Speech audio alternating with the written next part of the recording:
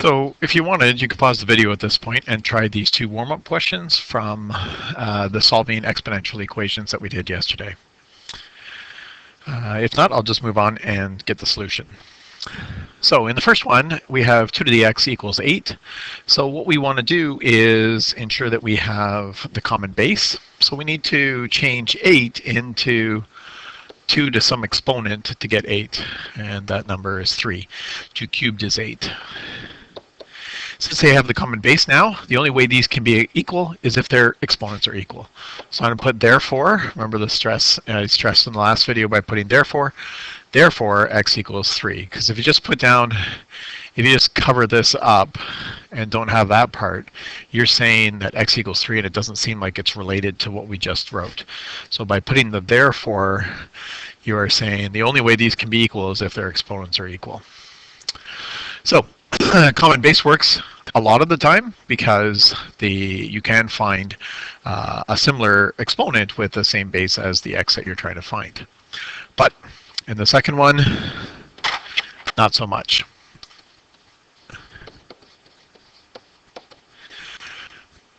I don't know 2 to the power of what gets me 5.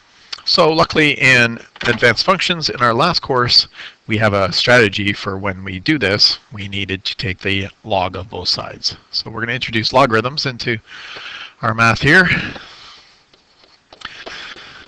So this is a review. If you haven't seen this, and go back and look at the video lessons on logarithms. But by taking the log of both sides, this allows us to use one of the properties of logs that says if you're taking the log of an exponent, that exponent can come out front of the logarithm, which gains me access to the x. Now it's x times log 2, divide both sides by log 2, and I get log 5 over log 2. This is what's known as the exact answer.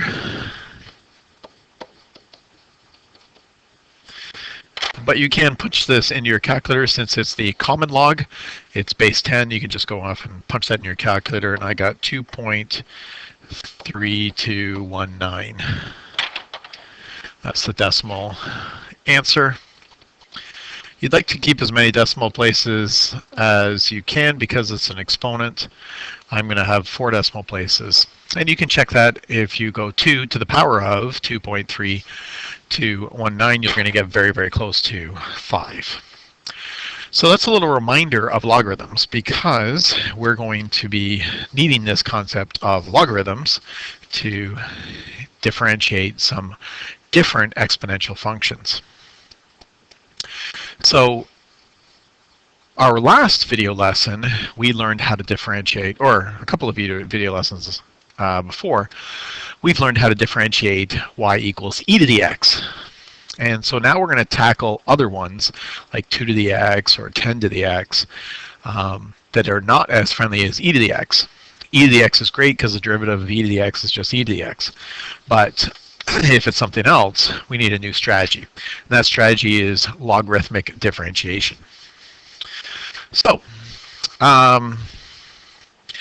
we have this question here where I have to take the derivative. So first I'm going to do some math to this to put it in a different form so that we could actually differentiate. But instead of taking the log of both sides, we are going to take the ln of both sides. So step one, take the ln of both sides. We could take the log of both sides, but I don't know how to differentiate log, but I do know how to differentiate ln from my previous video. So I'm going to take the ln of both sides.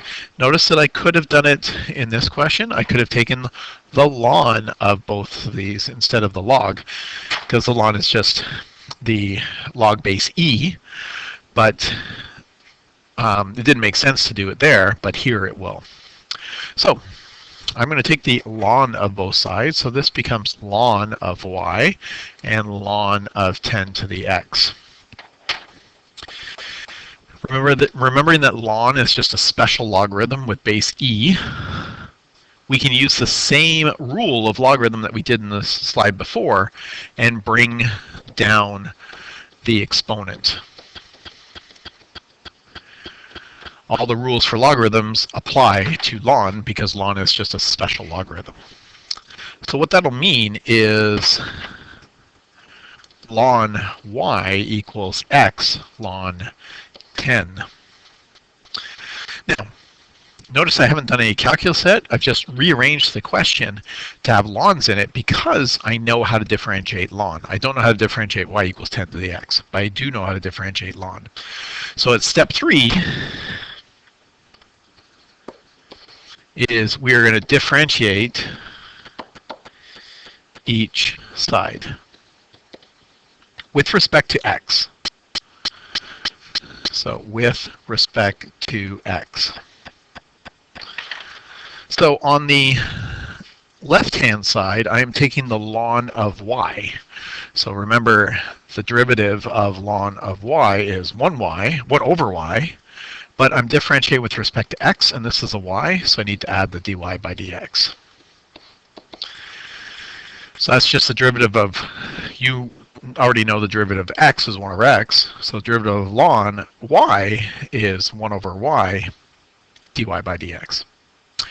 Now the second part, it might look like two functions, but I want you to recognize that this is actually just a number. So let's pretend it's a 7. So if it was written like this, x times 7, we would probably think of it as x times 7x, and then we would differentiate that. So there's y equals, so the derivative of that is just 7. Well, that's not what we have. We have x ln 10. Well, ln 10 is just a number, just like 10. You could write it as ln 10 x, just like we wrote 7x. And the derivative of 7x is 7, so the derivative of ln 10, because that's just a number, ln 10x is just ln 10. And so the derivative of this whole thing is just ln 10. I am differentiating with respect to x, and this has an x in it, so I don't need the dx by dt, or dx by dx. I only need it in the first half because I was differentiating with a y with respect to x. All right, so now I've got the dy by dx that I've been searching for. It's just on its own side. So step 3 is to isolate it, or step 4, excuse me. Isolate for dy by dx. Well, that has a divide by y, 1 divided by y. So I'm going to bring it over here and multiply by y, multiplying both sides by y. And that will leave me with dy over dx equals y times ln 10. We could have written it ln 10 times y, but then remember it gets a little confusing as to, am I taking the ln of 10y or am I taking the ln of 10 times y? So that's why I put the y out front.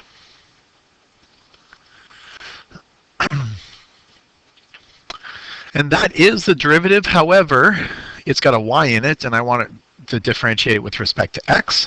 So step 5 is just sub y equals.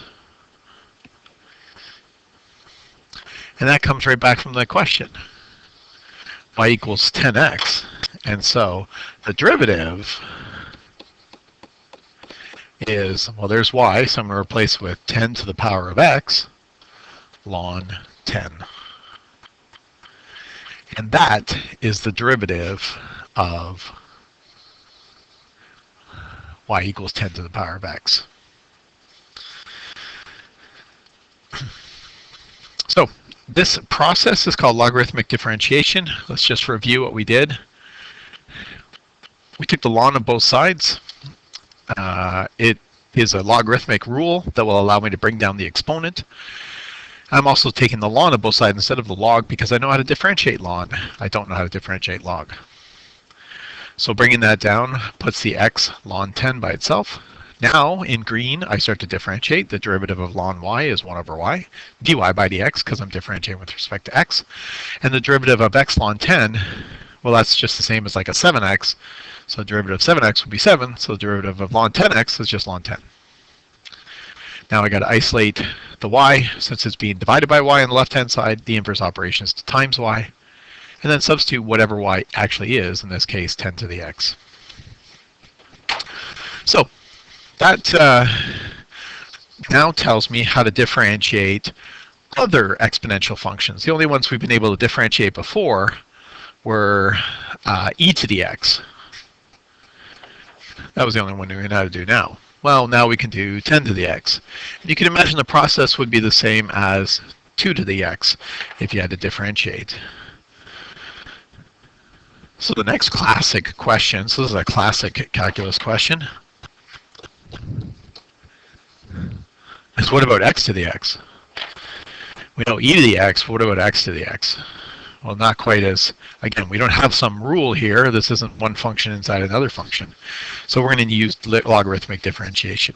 You'll see the steps are exactly the same as what we just did here, but instead of having an x, or 10, we've got an x. So let's try it. Step 1, take the ln of both sides. So I'm going to do that in blue because it's going to highlight that I'm not doing calculus yet. The rules of logarithms tell me if I'm taking the ln or log of any exponent, that exponent, x, can come out front.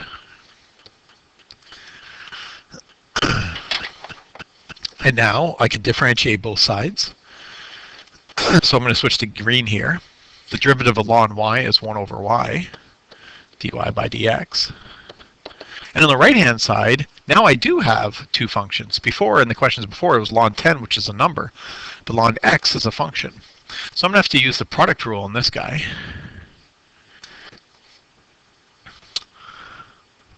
Derivative of the first times the second plus derivative of the second times the first.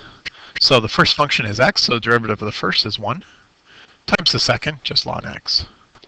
Plus, the derivative of the second is 1 over x. It's differentiating with respect to x, so I don't need any dx's by dx's. So that's the derivative of the second times the first. Now I can tidy this up.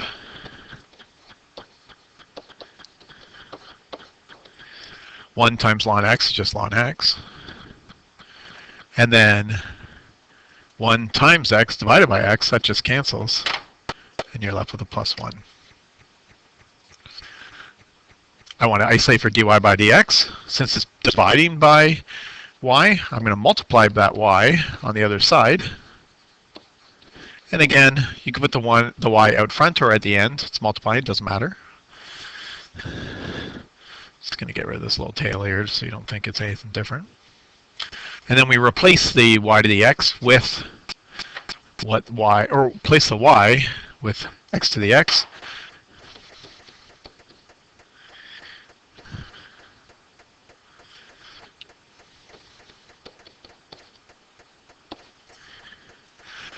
And that's the derivative of x to the x.